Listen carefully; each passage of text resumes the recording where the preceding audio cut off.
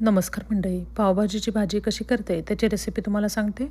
यासाठी लागणाऱ्या ज्या भाज्या आहेत त्या आधी मी स्वच्छ धुवून घेतल्या, चिरून घेतल्या आणि राईस कुकरमध्ये या वाफायसाठी म्हणून टाकल्या. यामध्ये गाजर, कॉलीफ्लॉवर, बटाटा, शिमला मिरची आणि मटार या भाज्या घेतलेल्या आहेत. यामध्ये मी बीन्स आणि बीटसुद्धा घालत असते, परंतु आज बीन्स आणि बीट नव्हतं. यामध्ये थोडंसं पाणी घातलं आणि 10 मिनिटांसाठी राईस कुकरमध्ये या वाफायला ठेवल्या. एकीकडे पावभाजीमध्ये टाकण्यासाठी कांदा, टोमॅटो, बारीक शिमला मिरची चिरून घेतली. नंतर आलं लसूण घेतलं. मिक्सरच्या मोठ्या भांड्यामध्ये आधी मोठा चिरलेला टोमॅटो टाकला. त्यानंतर मोठा चिरलेला कांदा याच्यामध्ये घातलेला आहे आणि कांदा आणि टोमॅटोची प्युरी तयार करून घेतली. अशा प्रकारे कांदा टोमॅटोची प्युरी तयार करून घेतली.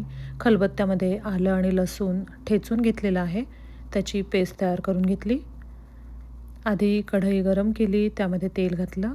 तेल गरम झाल्यानंतर त्यामध्ये बारीक चिरलेला कांदा घातला. हा कांदा परतून घेतलेला आहे. ही जी कढई आहे ती स्टीलची जाड बुडाची अशी ही कढई आहे. कांदा चांगला परतून घेतल्यानंतर यामध्ये आलं लसणाची पेस्ट होती ती घातली. आलं लसणाची पेस्टसुद्धा कांद्यामध्ये परतून घेतली आणि यामध्ये एक मोठा चमचा लाल तिखट, एक मोठा चमचा पावभाजीचा मसाला घातलेला आहे आणि पावभाजीचा मसाला, लाल तिखट, कांदा, आलं लसणाची पेस्ट हे चांगलं मंद आचेवर 5 मिनिटांसाठी परतून घेतलं.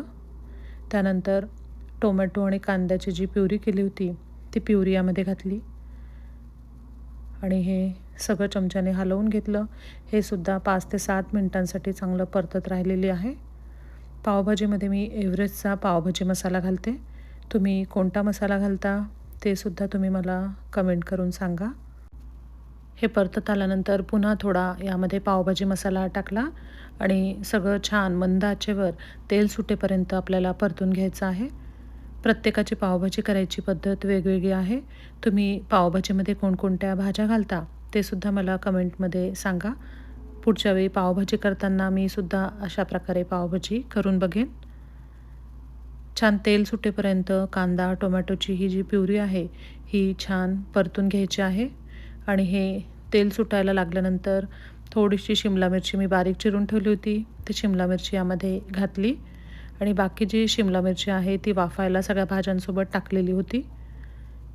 शिमला मिरची टाकल्यानंतर सुद्धा 5 मिनिटांसाठी चांगलं हे परतून घ्यायचं आहे. अशा प्रकारे तेल सुटायला लागलेलं आहे याच्याला आणि ज्या राईस कुकरमध्ये भाज्या होत्या त्या वाफवून झालेल्या आहेत, त्या काढून घेतल्या. त्याच्यावरचं जे पाणी होतं ते आधी काढून घेतलं आणि गरम असतानाच ह्या सगळ्या भाज्या मॅश करून घ्यायच्या आहेत. गरम असताना अशा प्रकारे सगळ्या भाज्या पटकन मॅश होतात, म्हणून सगळ्या भाज्या मॅश करून घेतल्या आणि मॅश केलेली ही भाजी आहे ही चमच्याने टोमॅटो कांद्याच्या प्युरीमध्ये थोडी थोडी घातली आणि वरून भाज्यांचं जे पाणी होतं थोडं पाणी यामध्ये घातलेलं आहे. सगळीकडनं ही एकजीव करून घेतली, मिक्स करून घेतली. चवीनुसार याच्यामध्ये मीठ पेरलेलं आहे. वरून थोडे मटारचे दाणे घातले आणि बटर यामध्ये घातलेलं आहे. बटर घातल्यानंतर ही चांगली उकळू दिली आहे मंद गॅसवर. अशा प्रकारे गरम गरम ही पावभाजी चांगली उकळल्यानंतर तयार झालेली आहे. एकीकडे पाव भाजले आणि पावभाजी गरम गरम सगळ्यांना खायला दिली. तुम्ही कशा प्रकारे पावभाजी करता ते सुद्धा मला कमेंटमध्ये सांगा आणि अशा पद्धतीने पण करून बघा. धन्यवाद.